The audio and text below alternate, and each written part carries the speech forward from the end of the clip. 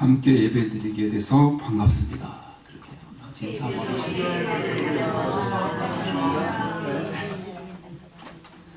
제가 계속 말씀드리지만 함께 예배드리고 또 함께 찬양하고 또 함께 맛있는 식사도 하고 함께 인사하고 그러면서 우리가 함께하는 이유는 딱 한 가지죠. 지난주에 말씀드린 것처럼 그리스도 예수 안에서 함께 지어져 가야 하기 때문에, 그래야 하나님의 뜻을 이루는 하나님의 아름다운 그릇들이 될 수 있기 때문입니다. 오늘 하나님께서 이 주말씀교회 창립 2주년을 허락하시고 그것을 기념해서 함께 예배드리는 주일입니다. 무엇보다도 우리 속에 감사와 감격이 넘치는 그런 은혜가 임하게 되시기를 바랍니다. 교회가 사실 2년 하면 짧은 기간이잖아요. 그렇지만 그런 가운데서 여기 계신 한 분 한 분의 헌신과 또 충성과 교회를 사랑하고 주님을 사랑하고 서로를 사랑하며 섬기는 그 마음이 있었기 때문에 하나님께서 우리 주말씀교회를 든든하게 세워주신 줄로 믿습니다. 오늘 우리 주말씀교회 창립 2주년을 맞이해서 그리스도의 몸된 교회라는 제목의 말씀을 함께 나누며 우리 교회가 정말 주님이 보실 때 교회로서의 본질을 회복하고 교회로서의 역할을 바르게 감당하는 교회로 다져지는 그러한 기회가 될 수 있기를 간절히 소망합니다. 오늘 본문은 우리가 드려야 할 산제사의 구체적인 삶의 현장에 대해 말씀합니다. 그러면 어디에 우리의 몸을 드려야 할까요? 하나님이 말씀하시는 첫 번째 산제사의 현장이 바로 교회입니다. 그 이유는 두 가지입니다. 하나는 교회가 바로 하나님이 이 땅에 세우신 그리스도의 몸이기 때문입니다. 우리가 아는 대로 예수님은 몸을 입고 이 땅에 오셔서 공생의 사역을 마치신 후 승천하셨습니다. 이 땅에 계시면서 예수님은 정말 중요한 사역을 하셨습니다. 영혼을 구원하고 가르치고 섬기는 일들이었습니다. 물론 지금도 영이신 예수님이 우리 마음에 거하시지만 예수님의 몸은 이 땅에 없습니다. 다시 말해 예수님은 과거에 자신이 하셨던 중요한 사역을 이제는 직접 하실 수가 없다는 사실입니다. 그렇다고 해서 하나님 나라의 일이 중단된 것은 아닙니다. 예수님은 승천하시면서 자신이 이 땅에 오셔서 하시던 일을 교회에게 넘겨주신 것입니다. 그래서 그리스도의 몸인 교회를 이 땅에 남겨두셨습니다. 여러분, 거듭 강조하지만 교회는 건물이 아닙니다. 정확히 말하면 교회당, 예배당이 맞습니다. 그러면 교회는 뭐냐? 믿는 저와 여러분이 바로 교회입니다.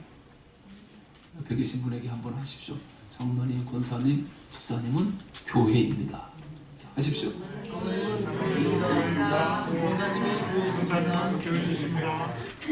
그래서 제가 나는 교회입니다 여러 번 같이 하셨잖아요. 바로 저와 여러분이 교회요 그리스도의 몸임을 잊지 마시기 바랍니다. 우리가 교회를 산제사의 현장으로 섬겨야 하는 또 하나의 이유가 있습니다. 그것은 교회에서 산제사를 드리는 훈련을 해야 하기 때문입니다.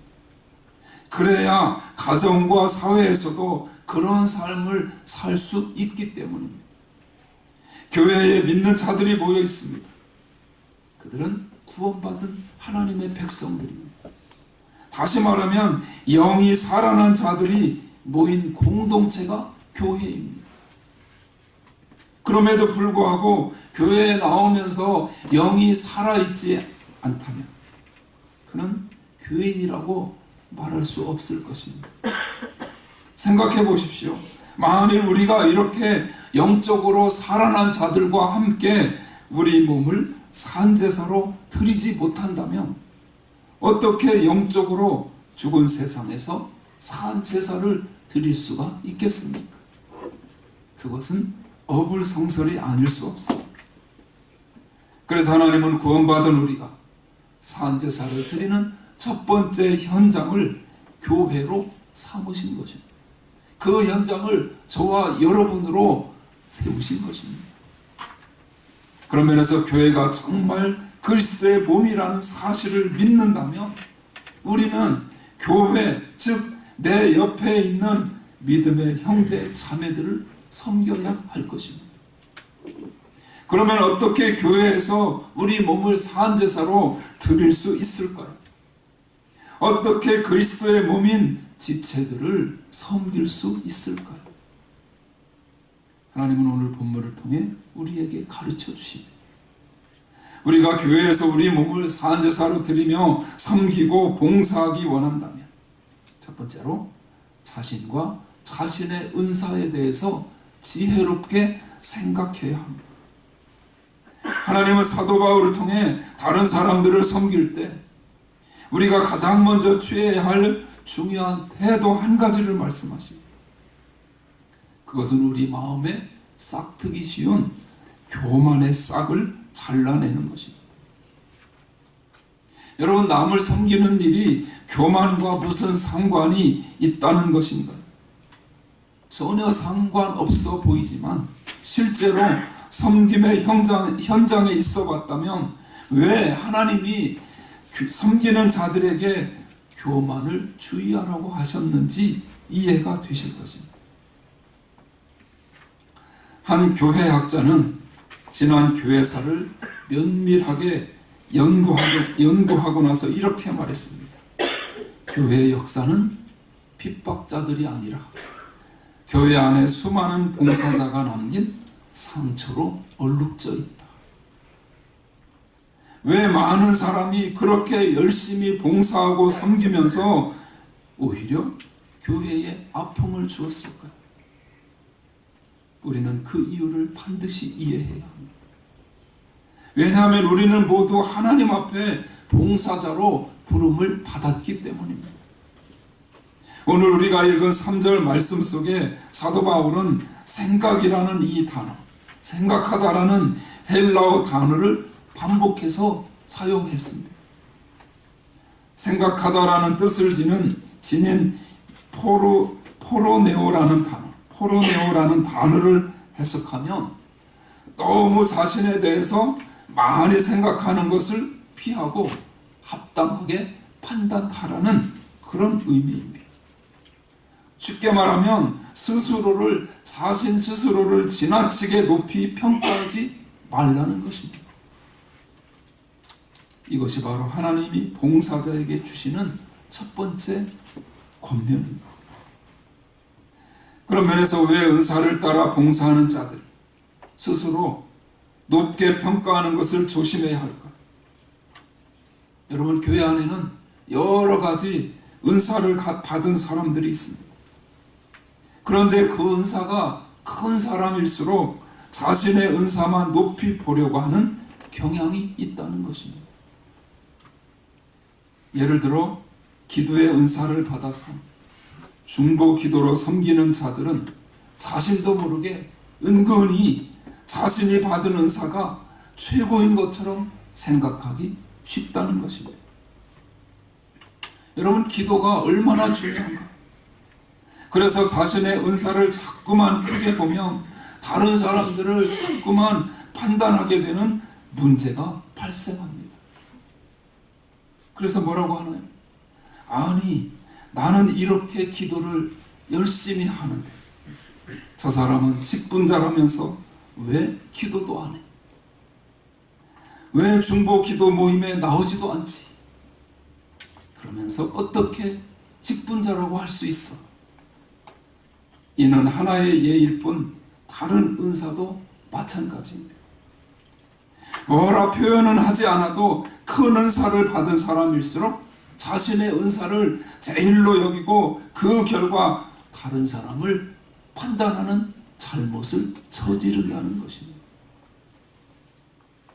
그래서 하나님은 교회를 섬길 때 가장 먼저 자신과 자신의 은사를 크게 여기는 것을 삼가하라고 말씀하고 계시는 것입니다. 과거 한국 교회를 보면 새벽 기도 때문에 많은 분란이 일어났습니다. 사실 새벽 기도는 굉장히 좋은 기도의 시간이죠. 그런데 그 좋은 새벽 기도에 나와서 자기만 열심히 기도하면 되지. 우리 많이 하는 얘기죠. 기도하면 되지. 찬송하면 되지. 사랑하면 되지. 자기만 열심히 기도하면 되는 것인데 기도는 안 하고 새벽 기도에 누가 왔나 안 왔나를 사명감을 가지고 살피는 분들이 다른 교회에 있습니다. 그리고 사람을 판단합니다. 이는 모든 은사가 마찬가지입니다. 과거의 교회 봉사자들 때문에 오히려 어려움을 겪었다는 말을 기억하십시오. 여러분에게 많은 은사가 있다면 오늘 이 말씀에 귀를 기울이시기 바랍니다. 오늘 본문 3절 말씀 우리 같이 읽습니다.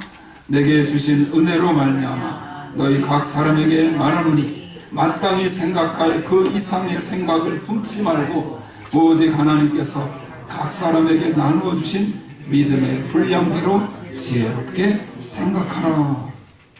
여기에 내게 주신 은혜 같이 하실까요? 내게 주신 은혜로 내게 주신 은혜로라는 말이 나옵니다. 무슨 뜻인가요?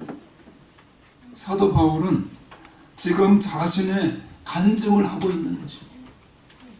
사도 바울 역시 자신과 자신의 은사를 최고로 생각한 때가 있었습니다. 그는 성경을 잘 알았고 하나님을 섬기는데도 열심이었습니다. 하지만 그 결과는 무엇이었나요? 그리스도의 몸인 교회를 파괴하는 일이었습니다. 그러던 그에게 하나님의 은혜가 임했습니다. 그래서 그는 이렇게 말하는 것입니다. 한때 나 자신을 고귀하게 여겼던 사람으로서 내게 주신 은혜로 말하노니. 여러분, 그런 면에서 모든 것이 은혜임을 믿으시기 바랍니다. 같이 한번 하시죠. 모든 것이 은혜다. 우리가 하나님께 큰 은사를 받았다면 그것이 바로 그분의 은혜임을 잊지 마시기 바랍니다. 특별히 섬김을 무기로 다른 사람을 가볍게 여기는 일은 없어야 할 것입니다. 왜냐하면 하나님 앞에서 우리는 모두가 똑같은 존재이기 때문입니다. 목사나 장로, 권사, 집사, 큰 은사를 받은 사람, 작은 은사로 봉사하는 사람 모두가 똑같습니다. 그저 하나님의 은혜로 택함을 받았을 뿐입니다. 그것이 로마서 1장부터 11장의 내용이었습니다. 이 택함은 은혜의 결과로 이 은혜는 오직 우리가 예수 그리스도 안에서 믿음을 통해 거저 선물로 받은 것입니다.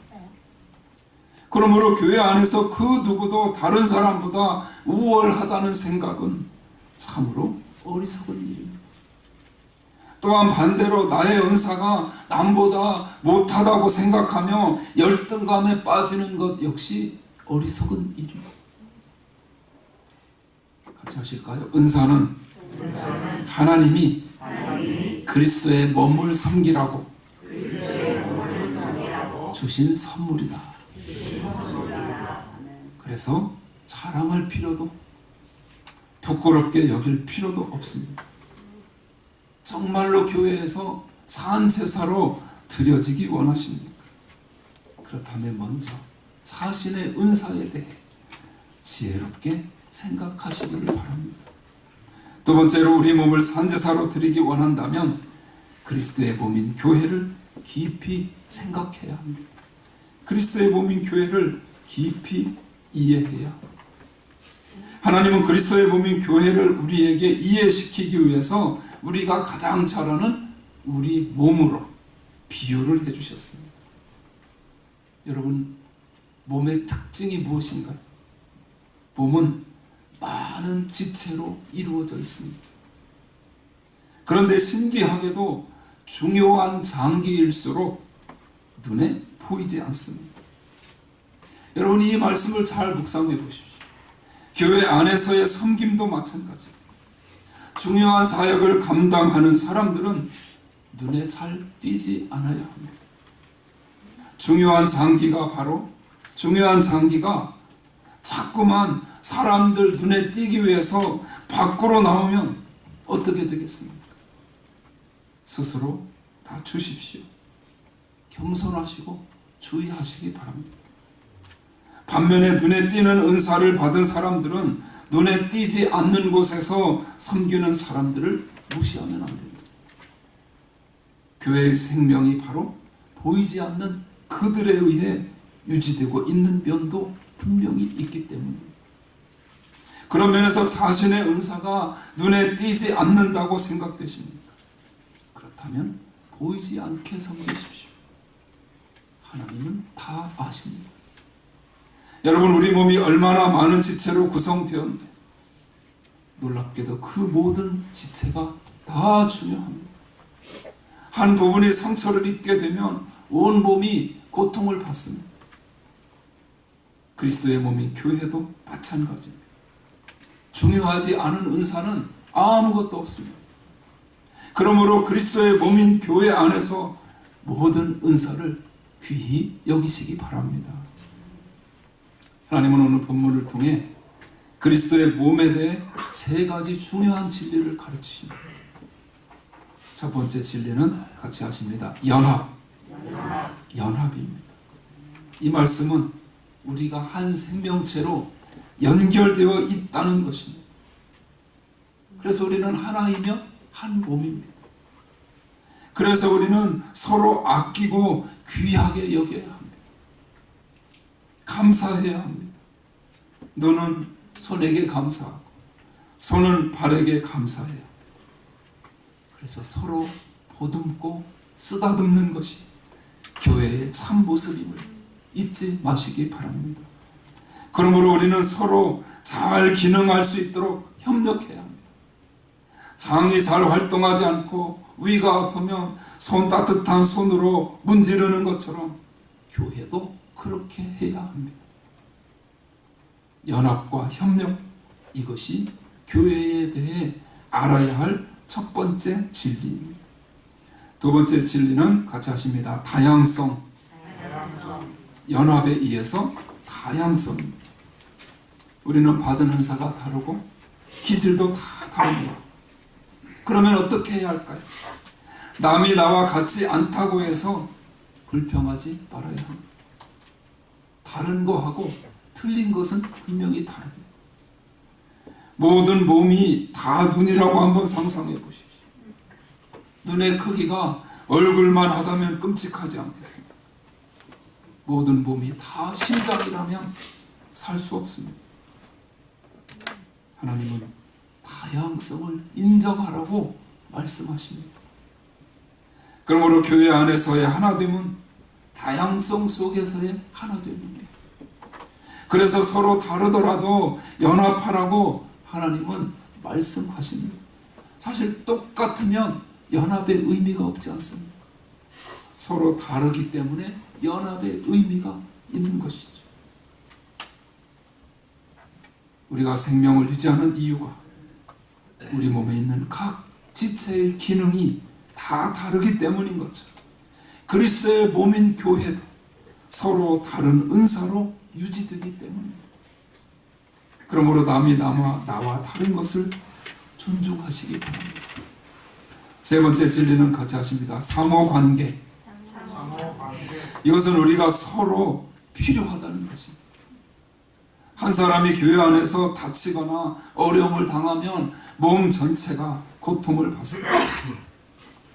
한 부분이 움직이지 않으면 다른 부분이 그만큼 힘들고 어려워집니다. 그래서 우리는 어떻게 하나요? 질병과 세균이 공격하면 몸 전체가 대응을 합니다. 이것을 잊지 말아야 합니다. 우리 몸을 산제사로 정말 하나님께 드리기 원한다면 자신과 자신의 은사에 대해서 지혜롭게 생각하며 교회를 섬기고 그리스도의 몸인 교회를 잘 이해하시기 바랍니다. 세 번째로 우리 몸을 산제사로 드리기 원한다면 우리의 은사를 발견하고 그 은사에 따라 섬겨야 합니다. 우리의 은사를 발견하고 그 은사에 따라 섬겨야 합니다. 하나님은 오늘 본문에 보니까 교회를 섬기는 7가지 은사를 설명하십니다. 하지만 이 은사가 전부가 아님을 보여주기 위해 혹이라는 단어를 은사 앞에 반복해서 붙이고 있습니다.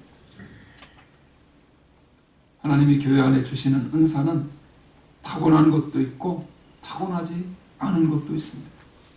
여기서 정말 중요한 것은 하나님이 어떤 사람을 구원하실 때에는 반드시 그리스도의 몸을 섬길 수 있는 은사를 주신다는 사실입니다. 다시 말해 정말로 구원받은 성도는 당연히 은사를 받게 되어 있습니다. 그러므로 우리는 그 은사를 발견해야 합니다. 그리고 그 은사에 따라서 그리스도의 몸을 섬겨야 합니다.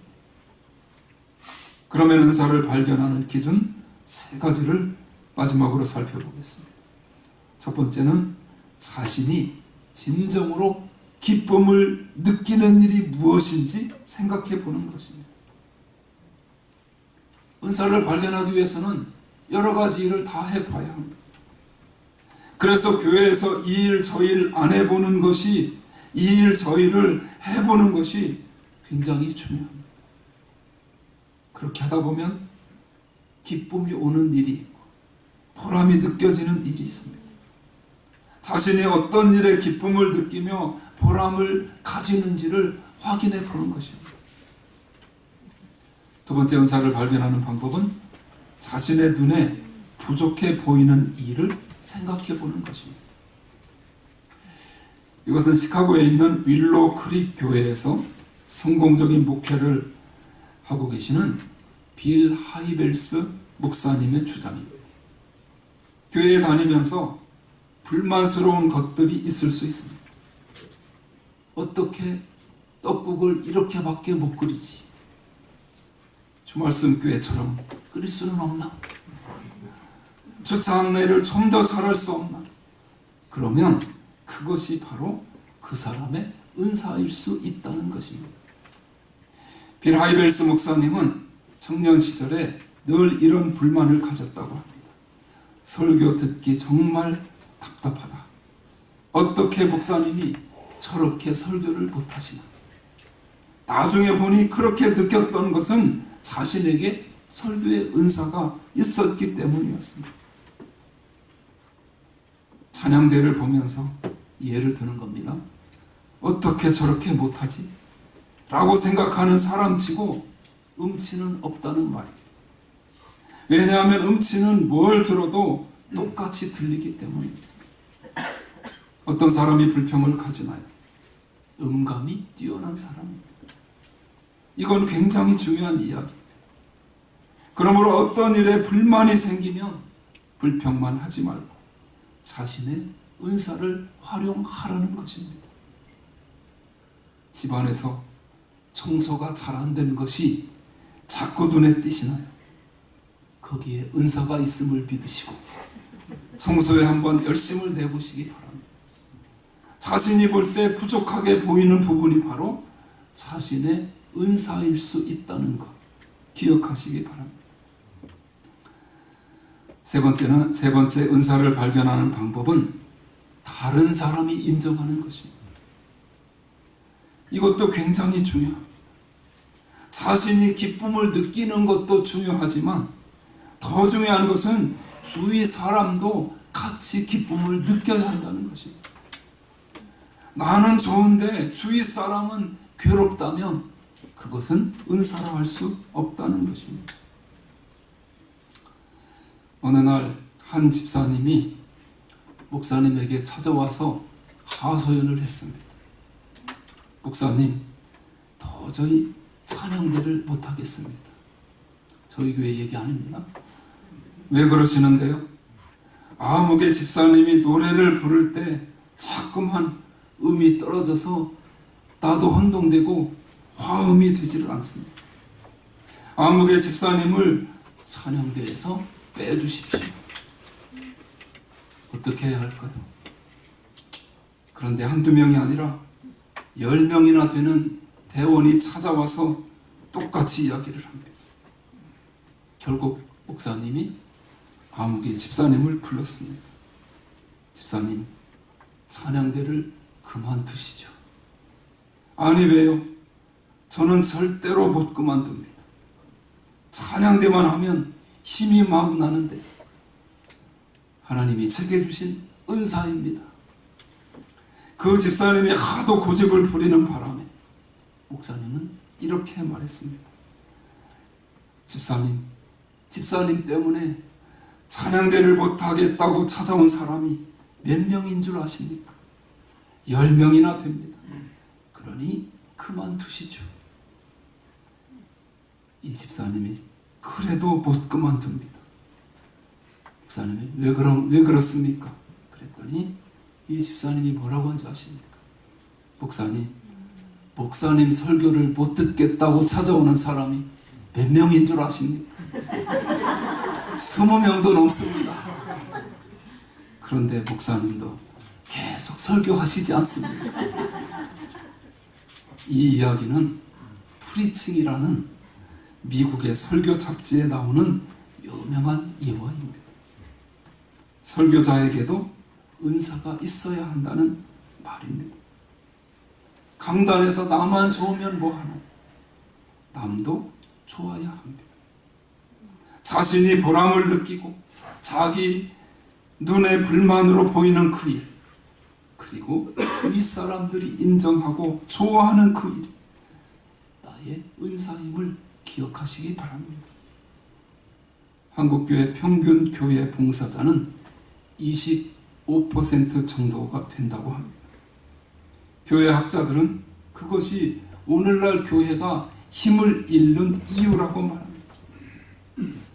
몸이 아무리 크면 뭐하나, 그 몸의 반밖에, 반 이하밖에 기능하지 않는다면 그것은 반신불수나 마찬가지입니다. 그런 면에서 좋은 교회는 어떤 교회일까요? 좋은 몸은 어떤 몸일까요? 그것은 크기에 상관없이 모든 지체가 제 기능을 하는 몸인 줄로 믿습니다. 같이 하실까요? 모든 지체가 제 기능을 하는 몸. 그런 저와 여러분이 다 되시기 바랍니다. 그런 면에서 몸이 제대로 기능하면 그 유익을 누가 누리게 되나요? 먼저 가장 큰 유익을 누리는 사람은 바로 자기 자신입니다. 그리고 몸이 건강하면 가족이 혜택을 누리지 않습니까? 결국 사회에도 유익을 끼칠 수 있는 것입니다. 바로 이것이 그리스도 몸의 비결입니다. 사랑하는 여러분, 하나님은 우리를 어떻게 부르셨나요? 모든 성도에게, 우리 모든 각 사람에게 은사를 주셨습니다. 그러므로 여러분의 은사를 발견하십시오. 그리고 그 은사에 따라서 열심히 섬기십시오. 저는 무조건 큰 교회를 꿈꾸지 않습니다. 반신불수의 교회가 아무리 크면 뭐합니까? 우르르 왔다가 예배만 드리고 다 빠져나가는 교회가 얼마나 많은지 모릅니다.